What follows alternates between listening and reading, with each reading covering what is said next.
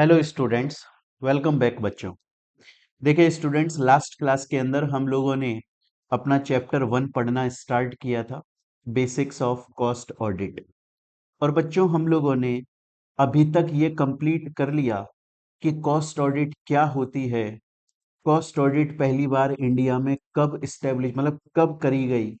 हमने ये पढ़ लिया कि ये जो कॉस्ट ऑडिट है उसके जीन्स प्री इंडिपेंडेंस एरा से आते हैं। हमने ये भी पढ़ लिया कि जो आपका सीएमए इंस्टीट्यूट है उसकी हिस्ट्री क्या है। और हम लोगों ने लास्ट क्लास के अंदर एक बहुत ही इंपॉर्टेंट टॉपिक पढ़ा कि वो कौन कौन सी कंपनीज हैं जिन्हें कॉस्ट रिकॉर्ड मेंटेन करने पड़ते हैं।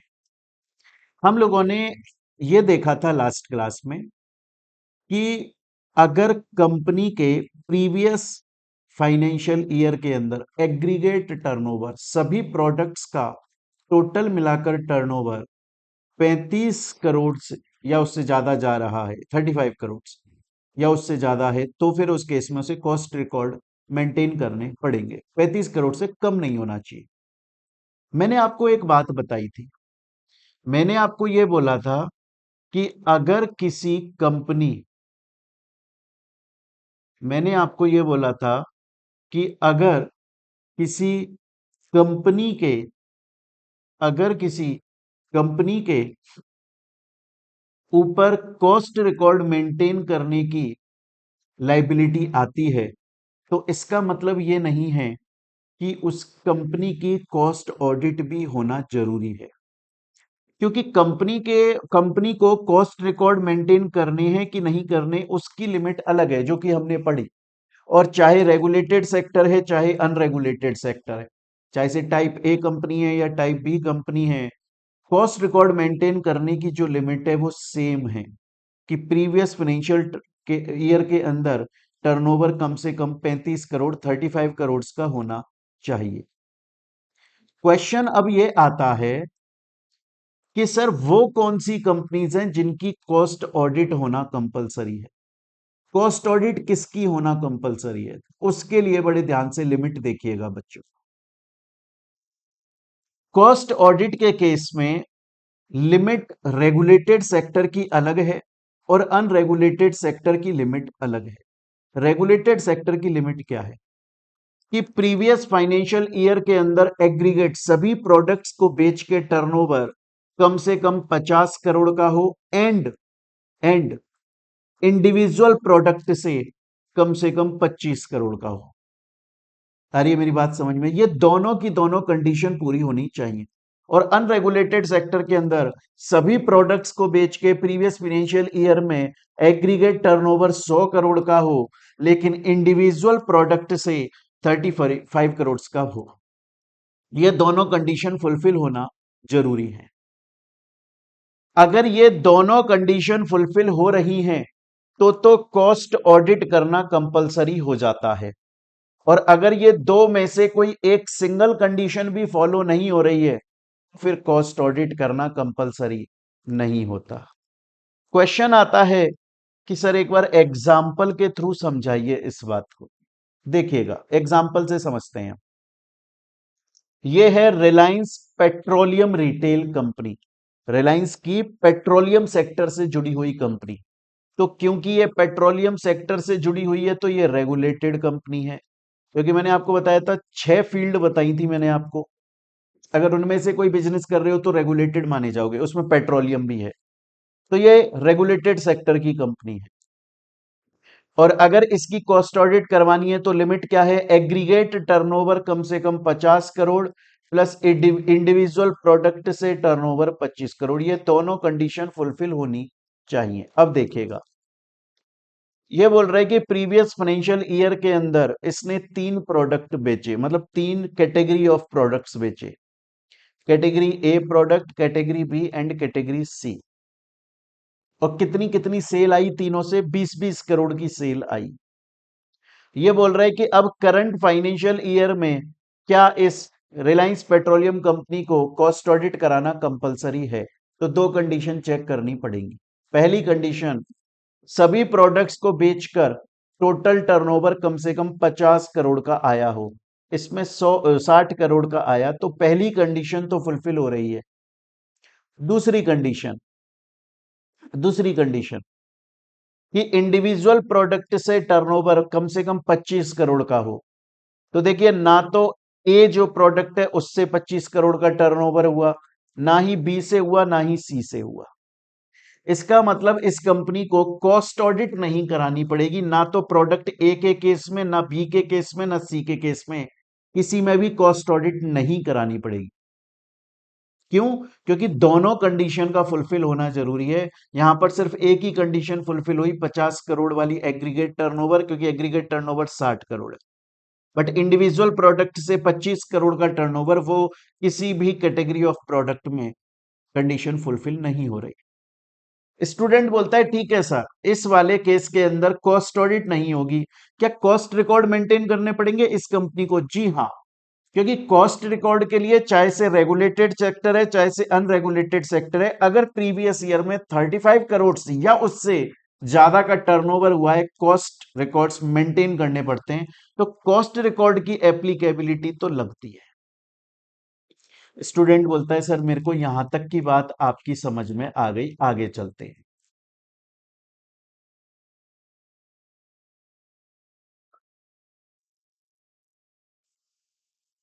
आगे चलते हैं। नेक्स्ट एक दूसरा एग्जांपल देखेंगे। Airtel company.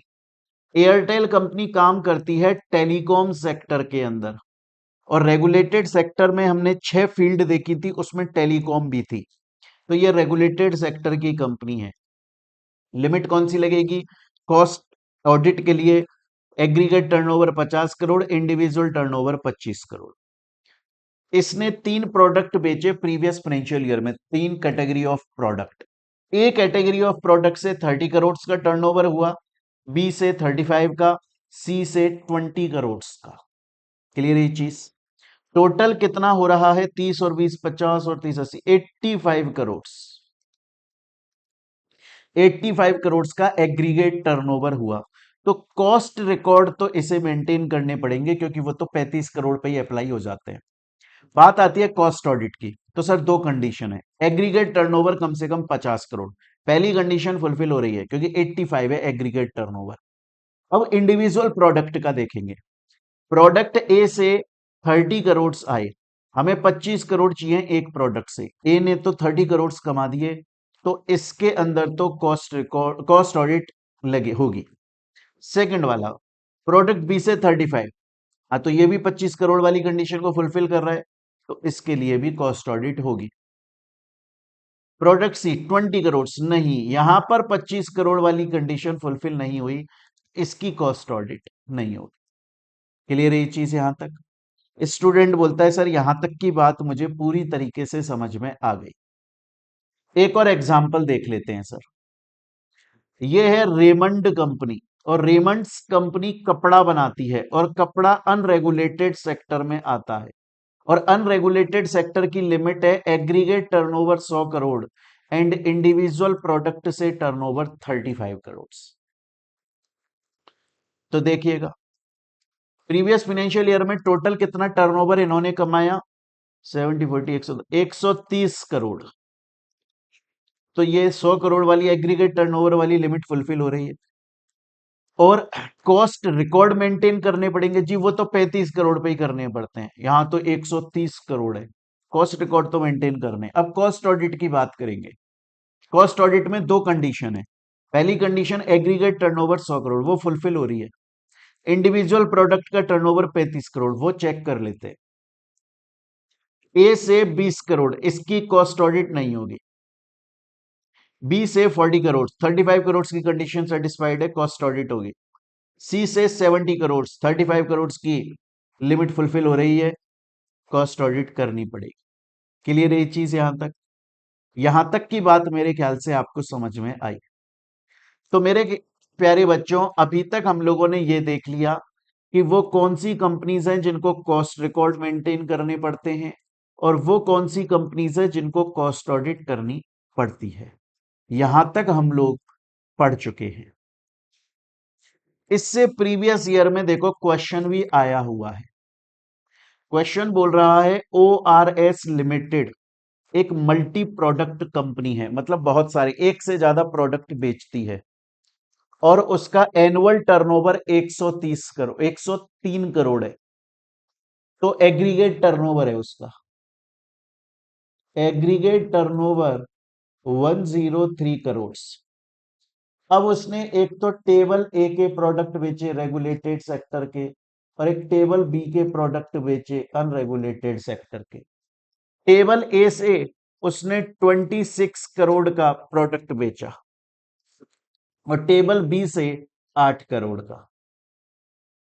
अब आपको बता रहे कॉस्ट ऑडिट होगी कि नहीं होगी। तो रेगुलेटेड सेक्टर के केस में, टेबल ए के केस में लिमिट क्या है? एग्रीगेट टर्नओवर 50 करोड़ और individual turnover 25 crore. Aggregate turnover 103 है तो ये वाली कंडीशन फुलफिल हो रही है, और इंडिविजुअल में 26 करोड़ कमाया तो ये 25 करोड़ वाली भी सेटिस्फाई हो रही है। तो टेबल ए वाले प्रोडक्ट की तो कॉस्ट ऑडिट होगी। टेबल बी अनरेगुलेटेड सेक्टर, इसकी क्या लिमिट है? एग्रीगेट टर्नओवर 100 करोड़, ये कंडीशन फुलफिल हो रही है। इंडिविजुअल का टर्नओवर 35 करोड़, ये नहीं हो रही क्योंकि इसमें 8 करोड़ है। आंसर क्या निकलेगा? टेबल ए के प्रोडक्ट के लिए तो एप्लीकेबल है कॉस्ट ऑडिट,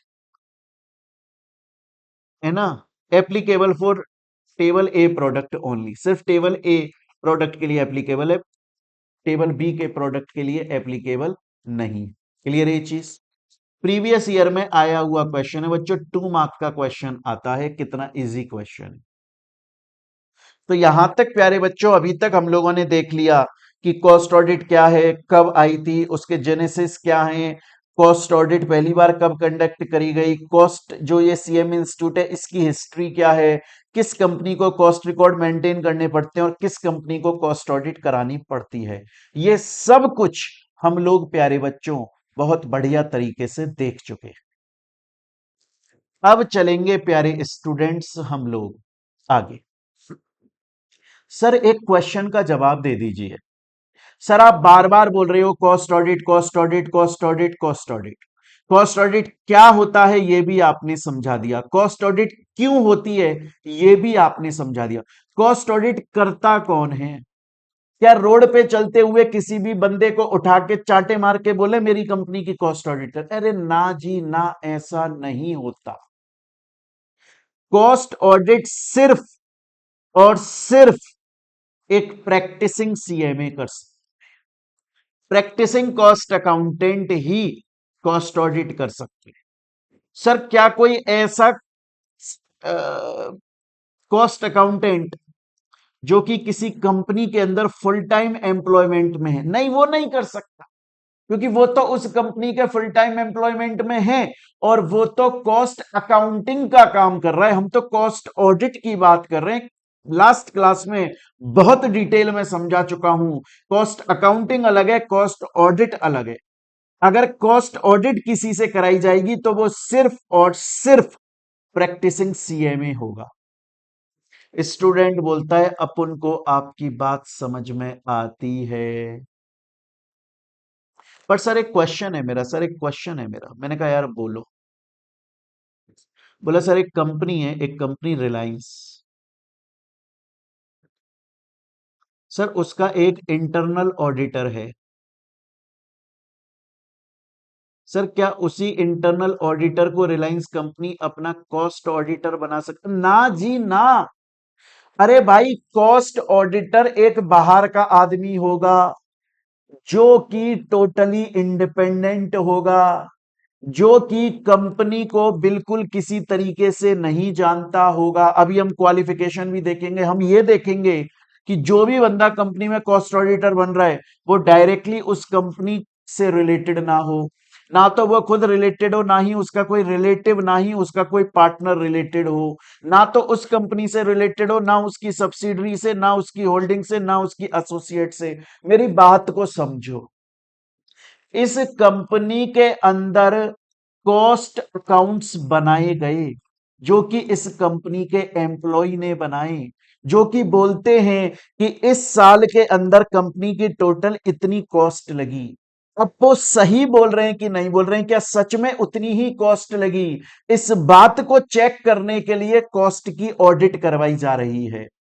अगर आप कंपनी के जो एम्प्लॉय ने अकाउंट्स बनाए हैं उनकी ऑडिट कंपनी के ही किसी बंदे से करवा दोगे तो फिर वो सच क्यों बताएगा। इसलिए सच्चाई का पता लगाने के लिए हमें कॉस्ट ऑडिटर बाहर से बुलाना पड़ता है, जो टोटली इंडिपेंडेंट होता है, जो कि कंपनी को नहीं जानता, ताकि वो कोई फ्रॉड नहीं करेगा। वो जो भी बात बोलेगा वो ट्रू एंड फेयर मैनर में बोलेगा, जितनी कॉस्ट लगी है उतनी ही बताएगा। स्टूडेंट बोलता है ओके ओके ओके, अब समझ में आया कि जो कंपनी का इंटरनल ऑडिटर है वो कंपनी का कॉस्ट ऑडिटर नहीं बन सकता। और सर आप में पहले ही पढ़ा चुके हो कि अगर आपको कॉस्ट ऑडिट करनी है, कॉस्ट ऑडिटिंग स्टैंडर्ड्स को फॉलो कर लो, बहुत बढ़िया कॉस्ट ऑडिट हो जाएगी, मजा आ जाएगा। यहां तक की बात मेरे को पूरी तरीके से सर समझ में आ चुकी है। अब चलेंगे हम लोग आगे। अब आता है सर हमारा next topic, objectives of cost audit. बड़े ध्यान से सुनिएगा। कॉस्ट ऑडिट के मेरे प्यारे बच्चों दो ऑब्जेक्टिव्स होते हैं। एक होता है जनरल ऑब्जेक्टिव्स, जो कि आपको पता है। अब आप बोल रहे हो नहीं सर हमें नहीं पता, अरे मैं बोल रहा हूं पता है यार तुमको। चलो सर आप टीचर हो हमारे, आप बोल रहे हो तो आपकी बात मान लेते हैं, वरना हमें नहीं पता है सर। अरे यार ऑडिट क्यों कराई जाती है, अभी अभी बताया ना मैंने।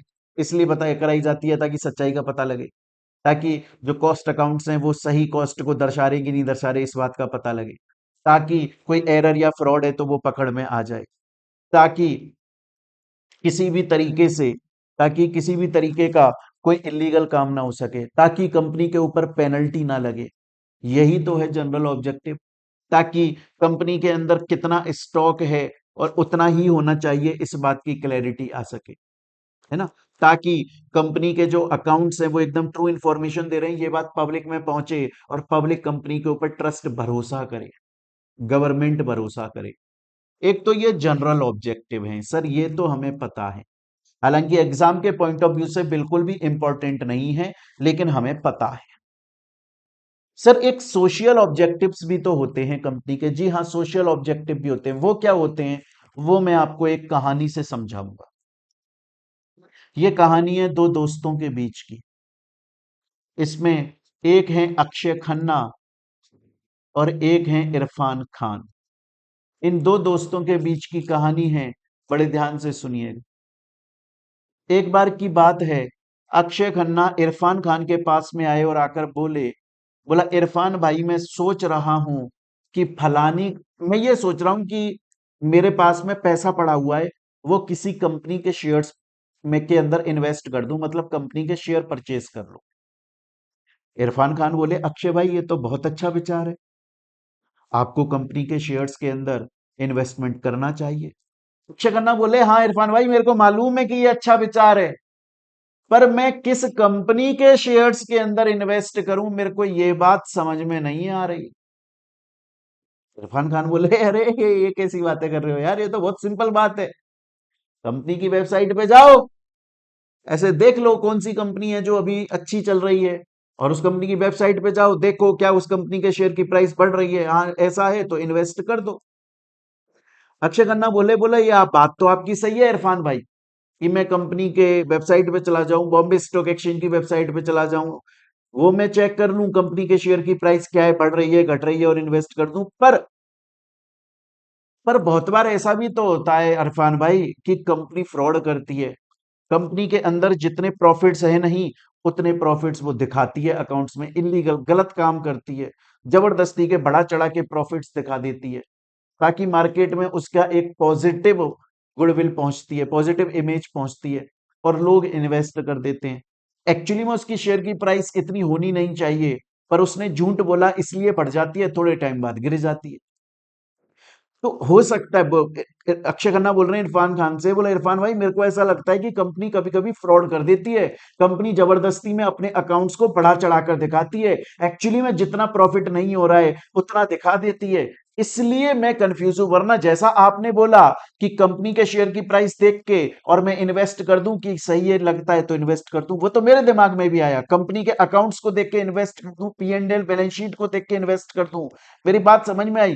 पर मेरे को ऐसा लगता है कभी कभी जानबूझ के कंपनी फ्रॉड कर देती है, जबरदस्ती अपनी बैलेंस शीट या पी एंड एल के अंदर, फाइनेंशियल स्टेटमेंट्स के अंदर बढ़ा चढ़ा के अपना प्रॉफिट दिखा देती है। इसलिए कभी कभी धोखा खा जाते हैं हम लोग, और जिस कंपनी में इन्वेस्ट नहीं करना चाहिए उस कंपनी में कर देते हैं, क्योंकि उसने अपने फाइनेंशियल स्टेटमेंट बढ़ा चढ़ाकर दिखा रखे थे। इसलिए मैं कंफ्यूज हूं कि किस कंपनी के शेयर्स में पैसा डालूं। तो फिर इरफान खान बोले, बोला अक्षय भाई फिर एक काम करो, आप ना कंपनी के फाइनेंशियल स्टेटमेंट्स को मत पढ़ो, क्योंकि आपकी बात सही है, कंपनीज अपने फाइनेंशियल स्टेटमेंट्स को बढ़ा चढ़ा के दिखा देती है। कंपनीज अपने अकाउंट्स में, पी एंड एल में, प्रॉफिट एंड लॉस अकाउंट में बढ़ा चढ़ा के दिखा देती हैं, मैं मानता हूं आपकी बात को। तो फिर आप कंपनी में इन्वेस्टमेंट मत करो, मतलब कंपनी के अकाउंट्स को मत देखो। आप एक काम करो, कंपनी की ऑडिट रिपोर्ट को पढ़ लो। बोला उससे क्या होगा, वो कौन बनाता है? बोला देखो, ये जो कंपनी के फाइनेंशियल स्टेटमेंट्स है ना, P and L balance sheet, आप बोल रहे हो इनमें कभी कभी चीजें बढ़ा चढ़ा के दिखाई जाती हैं, जितना प्रॉफिट नहीं है उतना दिखाया जाता है, होता है, क्योंकि इनको कंपनी के अंदर कंपनी का एम्प्लॉय बनाता है, जो हर महीने सैलरी ले रहा है, उसको अपनी नौकरी खोने का डर है। कंपनी बोलती है प्रॉफिट बढ़ा के दिखा, वो बढ़ा के दिखा देता है क्योंकि वो नौकर है। लेकिन फिर बाहर से एक आदमी आता है जो कि इंडिपेंडेंट है, जिसे किसी से कोई लेना देना नहीं है, जो कि गवर्नमेंट के बनाए हुए ऑडिटिंग स्टैंडर्ड्स के हिसाब से ऑडिट करता है, और जो सच है उस बात को बताता है। और पब्लिक, गवर्नमेंट, स्टॉक एक्सचेंज, हर कोई कंपनी के बनाए हुए अकाउंट से ज्यादा कंपनी की ऑडिट रिपोर्ट के ऊपर भरोसा करते हैं, क्योंकि वो बाहर के बंदे ने बनाए हैं। तो बच्चों, ये ऑडिटर की रेस्पॉन्सिबिलिटी है, सोशल रेस्पॉन्सिबिलिटी है, और ये कॉस्ट ऑडिट के सोशल ऑब्जेक्टिव हैं कि जो भी ऑडिट करी जा रही है, ऑडिट के बाद में जो भी अकाउंट्स बनाई जा रही हैं या जो भी इंफॉर्मेशन दी जा रही है, वो ट्रू एंड फेयर इंफॉर्मेशन होनी चाहिए। अगर कंपनी के अकाउंट्स में गलती थी तो ये बात बताई जानी चाहिए, अगर कंपनी के अकाउंट सही थे तो ये बात बताई जानी चाहिए। ये सोशल ऑब्जेक्टिव है कि ऑडिट रिपोर्ट जो है वो ट्रू एंड फेयर चीजें डिस्क्लोज करेगी, ताकि जो लोग हैं, पब्लिक हैं, वो ऑडिट रिपोर्ट को पढ़ के अपना डिसीजन ले सकें कि क्या मुझे इस कंपनी में इन्वेस्टमेंट करना चाहिए या नहीं करना चाहिए। आ रही है मेरी बात यहां तक समझ में प्यारे बच्चों? स्टूडेंट बोलता है मेरे को यहां तक की बात समझ में आ चुकी है। तो सर यहां तक मेरे को समझ में आ गया कि कॉस्ट ऑडिट के दो ऑब्जेक्टिव हैं, एक तो जनरल है और एक सोशल ऑब्जेक्टिव है। दोनों मेरे माइंड में अच्छी खासी तरीके से क्लियर हो गए। सर इसके अलावा कॉस्ट ऑडिट के कुछ एडवांटेजेस, अरे वो सिंपल है यार। एक तो देखो, मार्केट में इमेज अच्छी हो जाती है कि कंपनी कॉस्ट ऑडिट कराती है, पब्लिक का ट्रस्ट बढ़ता है, कंपनी के ऊपर पेनल्टी नहीं लगती, कंपनी की मार्केट में शेयर प्राइस भी बढ़ती है कि कंपनी तो कॉस्ट ऑडिट कराती है, गुडविल पॉजिटिव हो गई है कंपनी की। ये सभी उसके एडवांटेजेस हैं, एग्जाम के पॉइंट ऑफ व्यू से बिल्कुल भी इंपॉर्टेंट नहीं। तो प्यारे बच्चों, यहां तक हम लोगों ने देखिए क्या क्या टॉपिक्स पढ़ लिए। एक तो हमने पढ़ लिया कॉस्ट ऑडिट क्या होता है, एक हमने पढ़ लिया कॉस्ट अकाउंटिंग क्या होता है, एक हमने पढ़ लिया जेनेसिस ऑफ कॉस्ट ऑडिट, एक हमने पढ़ लिया सीएमए इंस्टीट्यूट की हिस्ट्री, एक हमने पढ़ लिया फर्स्ट टाइम कब कॉस्ट ऑडिट हुई थी, एक हमने पढ़ लिया कॉस्ट रिकॉर्ड किस कंपनी को मेंटेन करने पड़ते हैं, एक हमने पढ़ लिया कॉस्ट ऑडिट किस किस कंपनी की होना कंपलसरी है, एक हमने पढ़ लिया कॉस्ट ऑडिट कौन कर सकता है, प्रैक्टिसिंग कॉस्ट अकाउंटेंट जो कंपनी का इंटरनल ऑडिटर ना हो, एक हमने पढ़ लिया कि ऑब्जेक्टिव्स क्या होते हैं, जनरल और सोशल दो होते हैं, एक हमने एडवांटेजेस के बारे में बात करी। यहां तक की बात हमें पूरी तरीके से अच्छे से मजे से समझ में आ चुकी है। अब हम चलेंगे अपने नेक्स्ट टॉपिक के ऊपर। तो चलते हैं प्यारे बच्चों, अब हम लोग नेक्स्ट टॉपिक के ऊपर। और अब हम जो टॉपिक स्टार्ट करने जा रहे हैं वो सबसे ज्यादा मोस्ट इंपॉर्टेंट टॉपिक है। क्लियर है ये चीज यहां तक?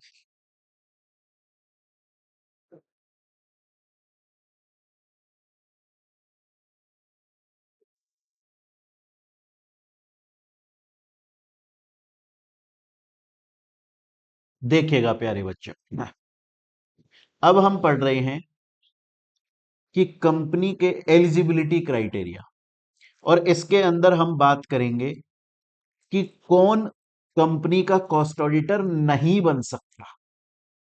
हम बात करेंगे कंपनी का कॉस्ट ऑडिटर कौन नहीं बन सकता, not eligible for appointment as cost auditor. तो बड़े ध्यान से सुनिएगा प्यारे बच्चों, किसी भी कंपनी का कॉस्ट ऑडिटर कौन कौन नहीं बन सकता।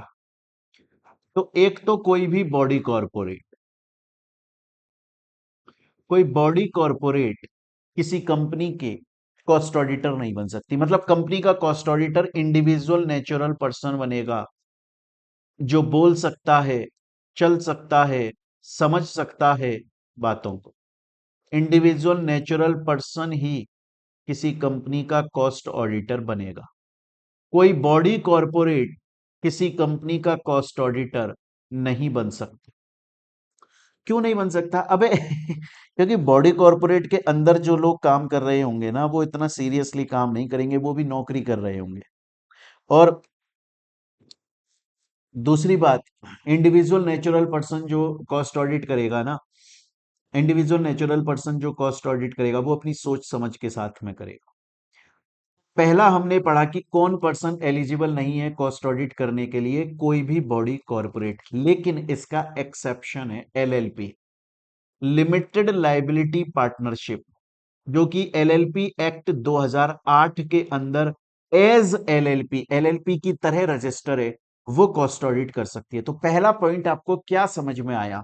आपको यह समझ में आया कि एक कंपनी की कॉस्ट ऑडिट कोई भी बॉडी कॉरपोरेट नहीं करेगा। मतलब बॉडी कॉरपोरेट किसी कंपनी का कॉस्ट ऑडिटर नहीं बन सकता।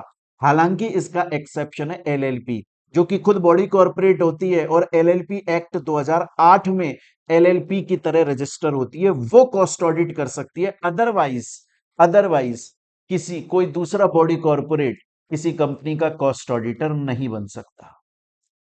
स्टूडेंट बोलता है सर मेरे को पहली बात समझ में आ गई। दूसरी बात, दूसरे पॉइंट पर चलते हैं अब हम लोग।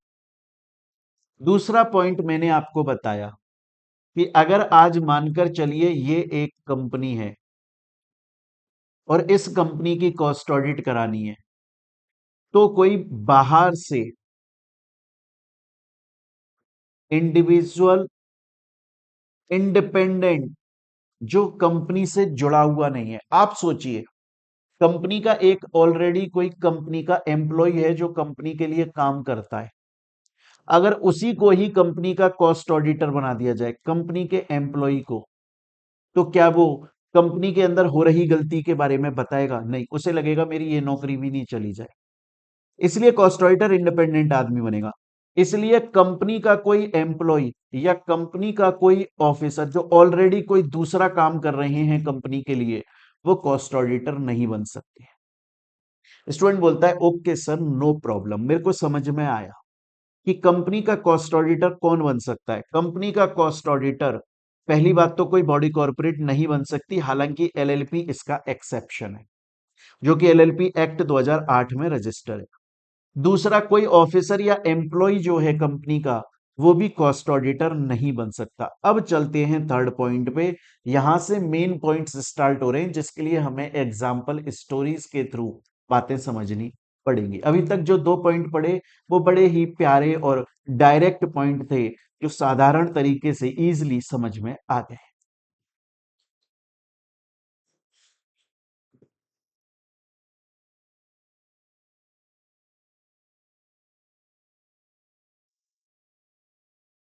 अब चलते हैं मेरे प्यारे बच्चों हम लोग अपने नेक्स्ट पॉइंट के ऊपर बड़े ध्यान से देखिएगा। A person who is a partner or who is in employment of an officer or employee of the company। समझे आप?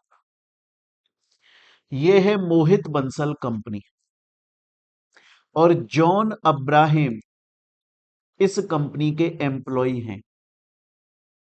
तो क्या जॉन अब्राहिम इस कंपनी के कॉस्ट ऑडिटर बन सकते हैं? नहीं, खुद नहीं बन सकते। अच्छा चलो ठीक है। एक फर्म है, एलएलपी है, एलएलपी लिमिटेड लाइबिलिटी पार्टनरशिप, जिसके अंदर 5 पार्टनर हैं। उन 5 में से जॉन अब्राहिम भी एक पार्टनर है। तो क्या ये एलएलपी इस कंपनी की कॉस्ट राइटर बन सकती है? नहीं। क्यों नहीं बन सकती? क्योंकि कंपनी का एम्प्लॉय इस फर्म का पार्टनर है। तो क्या फर्क पड़ा? इसका मतलब ये सोचो, आज कंपनी की कॉस्ट ऑडिट करने जा रहे हैं। हो सकता है कंपनी अपने एम्प्लॉय से, जॉन अब्राहिम से बोलेगी, सुनो यार जॉन, हमारी कंपनी ने ना फ्रॉड किया है, जबरदस्ती की कॉस्ट बढ़ा चढ़ा के दिखाई है। अब कॉस्ट ऑडिट करेंगे तो इससे सच्चाई का पता लग जाएगा। किसी को बाहर से बुलाएंगे, वो तो रिश्वत लेगा नहीं, नया नया आदमी है, डरेगा वो, हम भी देने में डरेंगे। कल को वो सच्चाई बाहर ना निकाल के पटक दे, हमारी बदनामी हो जाएगी। तुम एक काम करो, तुम्हारी ये एलएलपी है ना, फर्म है ना, तुम हमारे कॉस्ट ऑडिटर बन जाओ, तुम खुद उसमें पार्टनर हो, तो थोड़ा बहुत ले लेना ऊपर नीचे पैसा, और हम जैसी बोले कॉस्ट रिपोर्ट बना कर दे देना। नहीं। तो थर्ड पॉइंट क्या बोल रहा है कि ना तो एम्प्लॉय खुद कॉस्ट ऑडिटर बन सकता है, और ना ही ऐसी कोई फर्म कंपनी की कॉस्ट ऑडिटर बन पाएगी जिस फर्म के अंदर उस कंपनी का एम्प्लॉय जॉन अब्राहिम पार्टनर है। क्लियर? ये चीज यहां तक ये लिखी हुई है यहां पे। देखो थर्ड पॉइंट क्लियर बोल रहा है, ऐसा कोई पर्सन जो कि पार्टनर है या फिर एम्प्लॉयमेंट में है, एम्प्लॉय के या ऑफिसर के। आ रही है मेरी बात समझ में? अच्छा सर, सपोज कीजिए ये वाला एग्जाम्पल आपका समझ में आ गया। सपोज कीजिए सर, सपोज कीजिए एक और सिचुएशन बनाते हैं, एक और सिचुएशन बनाते हैं। सर सपोज कीजिए जॉन अब्राहिम के अंडर में कोई काम करता है, कोई भी पर्सन जॉन अब्राहिम के पर्सनल एम्प्लॉयमेंट में, शायद उसका सेक्रेटरी है, शायद उसके घर में कोई काम करता है, कोई भी पर्सन जो जॉन अब्राहिम के अंडर में काम करता है, क्या वो इस कंपनी की कॉस्ट? नहीं, क्योंकि फिर से रिलेशन बन रहा है ना। हमने क्या बोला, कॉस्ट ऑडिटर कौन बनेगा? जो इंडिपेंडेंट है, जिससे हमारा किसी तरीके से रिलेशन ना हो, कंपनी का रिलेशन ना हो। यहां पे रिलेशन बन रहा है, तुम देखो, यहां पर कंपनी जॉन अब्राहिम को जानती है क्योंकि जॉन अब्राहिम एम्प्लॉय है, और जॉन अब्राहिम के अंडर में जो काम करता है उसको यहां पे कॉस्ट ऑडिटर बनाया जा रहा है। इसका मतलब वो बंदा जॉन अब्राहिम की बातों को मानेगा। तो कंपनी जॉन अब्राहिम से बोल सकती है, यार इससे बोल ऐसी रिपोर्ट बनाकर दे दे, तो कल को फिर फ्रॉड हो जाएगा। आ रही है मेरी बात समझ में? तो अभी तक हमने 3 पॉइंट पढ़े। पहला पॉइंट पढ़ा कि कोई भी बॉडी कॉरपोरेट किसी कंपनी की, कोई भी बॉडी कॉरपोरेट किसी कंपनी का कॉस्ट ऑडिटर नहीं बन सकता। हाँ, एलएलपी इसका एक्सेप्शन है। दूसरा पॉइंट हमने पढ़ा कि कंपनी का एम्प्लॉय या ऑफिसर नहीं बन सकता। थर्ड पॉइंट हमने पढ़ा, उस ऑफिसर या एम्प्लॉय वो खुद तो नहीं बन सकता, इवन उसके अंडर में कोई काम करता है या उसका कोई पार्टनर है, या वो किसी फर्म के अंदर पार्टनर है, वो भी कंपनी के कॉस्ट ऑडिटर नहीं बन सकते। स्टूडेंट बोलता है अपन को बात आती है समझ में, अपन को टेंशन लेने की जरूरत ही नहीं है। क्लियर है ये चीज यहां तक? नेक्स्ट देखिए, ये है एयरटेल कंपनी, इसकी एम्प्लॉय है बिल्लो रानी। बिल्लो रानी कौन है? बिल्लो रानी है एयरटेल कंपनी की एम्प्लॉय, और ये है कल्लू मामा। कौन है? कल्लू मामा। कल्लू मामा बिल्लो रानी के रिलेटिव हैं, और ये है एक लिमिटेड लाइबिलिटी पार्टनरशिप जिसके अंदर बिल्लो रानी पार्टनर है। आ रही है मेरी बात समझ में? अब अब आप बड़े ध्यान से इधर सुनिएगा। मान के चलो कि बिल्लो रानी, मान के चलो बिल्लो रानी एयरटेल कंपनी की कोई सिक्योरिटी होल्ड करती है, शेयर्स होल्ड करती है, या फिर एयरटेल कंपनी की नहीं करती बल्कि एयरटेल की कोई सब्सिडरी या होल्डिंग या एसोसिएट कंपनी है, sister group, sister concern company है, उसके सिक्योरिटी होल्ड करती है, तो बिल्लो रानी इस कंपनी में कॉस्ट ऑडिटर नहीं बन सकती, क्योंकि वो तो एम्प्लॉय, मतलब वो खुद होल्ड करती है। आ रही है मेरी बात समझ में?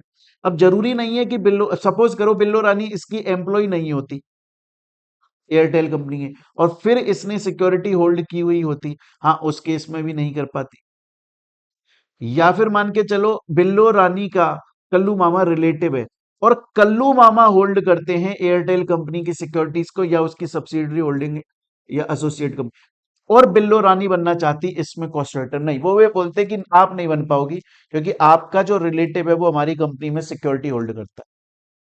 या फिर सपोज करो कि बिल्लो रानी इस एलएलपी की पार्टनर है, इस एलएलपी ने कंपनी की सिक्योरिटी होल्ड की है, और बिल्लो रानी बोलती मुझे कॉस्ट राइटर, बोला नहीं, क्योंकि आप जिस एलएलपी के पार्टनर हो उसने हमारी कंपनी या हमारी एसोसिएट होल्डिंग सब्सिडरी किसी की सिक्योरिटी होल्ड करी। कहने का मतलब, अगर कोई पर्सन खुद खुद जो बनना चाहता है कॉस्ट ऑडिटर, वो खुद अगर उस कंपनी के अंदर या उसकी होल्डिंग सब्सिडी एसोसिएट किसी के भी अंदर सिक्योरिटी होल्ड करता है, या वो खुद नहीं करता उसका रिलेटिव होल्ड करता है, या फिर कोई ऐसी फर्म जिसके अंदर वो पार्टनर है वो करती है, तो उस केस में वो पर्सन कॉस्ट ऑडिटर नहीं बन पाएगा, क्योंकि एट द एंड रिलेशन बन गया। स्टूडेंट बोलता है सर मेरे को यहां तक की बात जो है वो पूरी तरीके से समझ में आ गई, यहां तक की बात जो है वो मेरे को पूरी तरीके से समझ में आ गई। स्टूडेंट्स, मैं एक बार यहां पे चाहूंगा कि यहां पर आप लोग इस क्लास को पॉज करें। मैं चाहूंगा प्यारे बच्चों आप लोग यहां पर इस क्लास को पॉज कर दें, और एक बार हम लोगों ने अभी तक जितना पढ़ा है उसको आप पहले रिवाइज करो, फिर आगे कंटिन्यू कीजिएगा, क्योंकि मजा तभी आएगा। मैंने आप लोगों को चार बातें बताई, मैंने आप लोगों को चार पॉइंट पढ़ाए कि कब कब बंदा कॉस्ट ऑडिटर बनने के लिए एलिजिबल नहीं है। पहला पॉइंट मैंने आप लोगों को बताया, जब वो पर्सन, पहली बात तो कोई बॉडी कॉर्पोरेट नहीं बन सकता, एलएलपी बन सकते हैं। दूसरा, अगर वो एम्प्लॉय या ऑफिसर है तो नहीं बन सकता। तीसरा, उस एम्प्लॉय ऑफिस या ऑफिसर उसके अंडर में कोई काम करता है वो नहीं बन सकता कॉस्ट ऑडिटर, या वो किसी फर्म के अंदर पार्टनर है वो फर्म भी नहीं बन सकती। फोर्थ, हम लोगों ने पढ़ा कि वो बंदा खुद, जो बनना चाहता है वो खुद या उसका रिलेटिव या उसका पार्टनर, कोई भी अगर उस कंपनी के अंदर या उसकी एसोसिएट होल्डिंग या सब्सिडरी कंपनी के अंदर 1 रुपए की भी सिक्योरिटी होल्ड करता है, तो फिर उस केस में वो कॉस्ट ऑडिटर नहीं बन सकता। अब हम जो नेक्स्ट पॉइंट पढ़ने वाले हैं, हो सकता है 1 मिनट के लिए आप लोग उसमें कंफ्यूज हो, आपको लगे कि ये पॉइंट हमने इससे पहले जो अभी पॉइंट पढ़ा उसको कॉन्ट्राडिक्ट कर रहा है, पर ऐसा नहीं है। आप पहले इस पॉइंट को एक बार दोबारा ध्यान से देखिएगा, ध्यान से देखिएगा, एक बार दोबारा ध्यान से देखिएगा, क्योंकि अब हमें नेक्स्ट पॉइंट समझ में आएगा।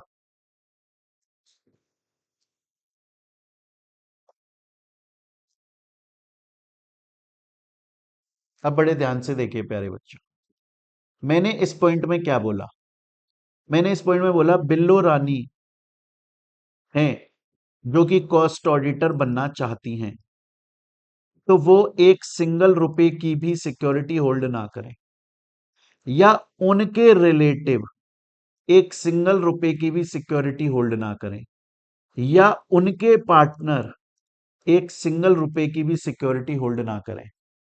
अब क्वेश्चन ये आता है कि सर सपोज कीजिए कि बिल्लो रानी का एक पार्टनर है जिसका नाम है चमेली,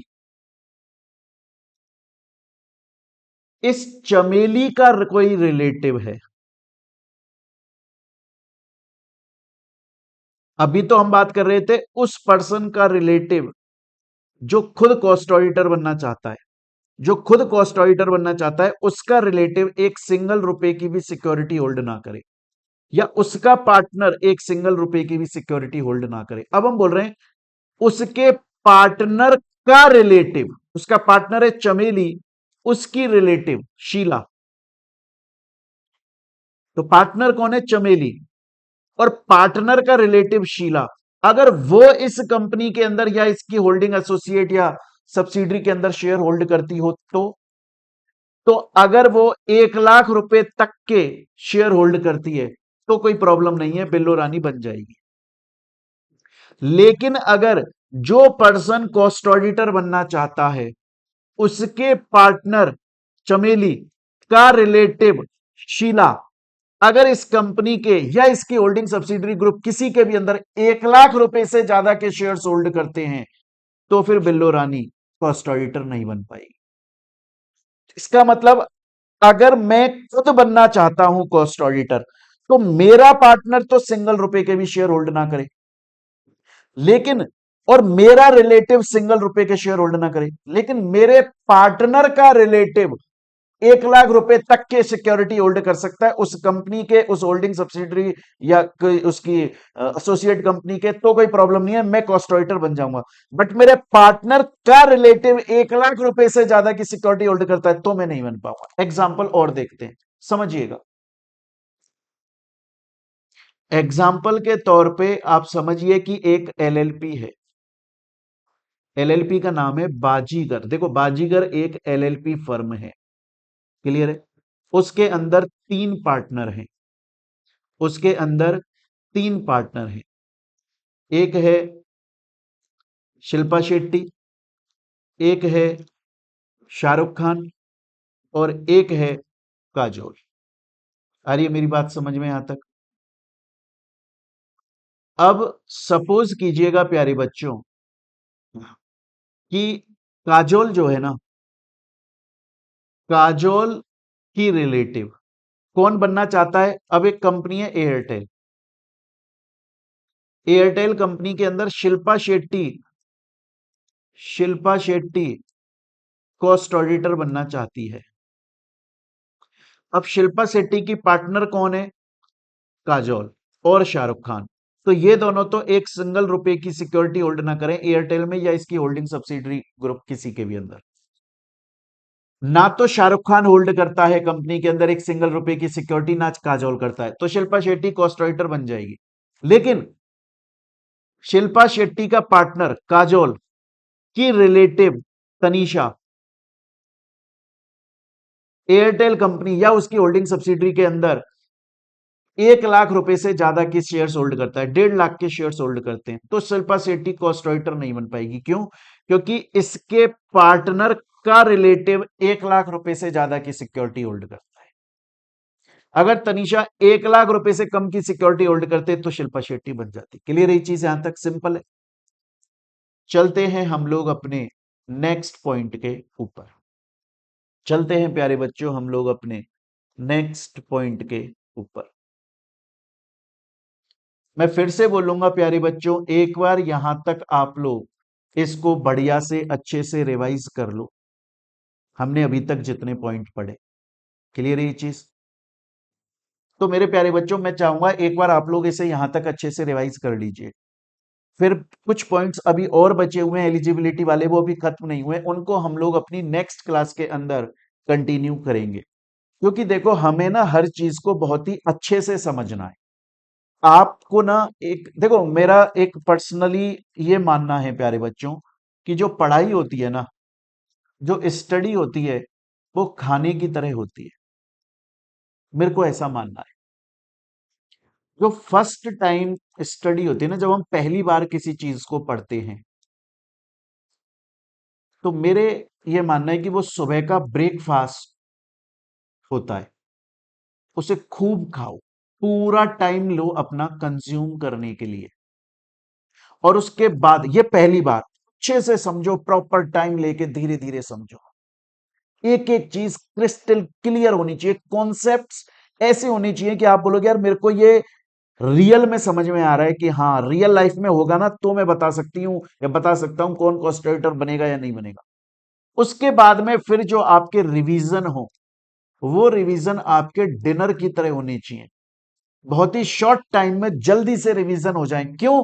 क्योंकि आपने अपनी नींव अच्छी रखी है, आपने अपना बेस बहुत अच्छा बनाया, आपने एक एक चीज जब पहली बार पढ़ी थी तब बहुत ही डिटेल में और प्यार से अच्छे से समझी थी। प्यारे बच्चों एक बार आप लोग यहां तक रिवाइज करें जितना हम लोगों ने पढ़ लिया। बाकी का प्यारे बच्चों हम लोग अपनी नेक्स्ट क्लास के अंदर कंटिन्यू करेंगे और बहुत ही अच्छे से आप लोगों को समझ में आ जाएगा। तो मिलते हैं प्यारे बच्चों हम लोग अपनी नेक्स्ट क्लास के अंदर। Till then thank you, take care प्यारे बच्चों।